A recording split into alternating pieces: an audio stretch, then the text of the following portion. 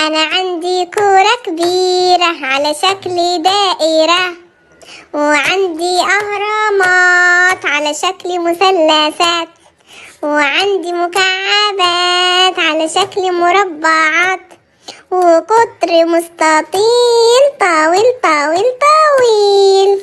يلا نقولها كمان مرة. أنا عندي كورة كبيرة على شكل دائرة، وعندي أهرامات على شكل مثلثات، وعندي مكعبات على شكل مربعات، وقطر مستطيل طويل طويل طويل. وبكده يا أصحابي يا حلوين يكون فيديو النهاردة خلص. لو عجبكم الفيديو ما تنسونيش من الاشتراك في القناة وتفعيل زر الجرس علشان يوصل لكم إشعار بالفيديو الجديد. مع السلامة يا أصحابي، هتوحشوني.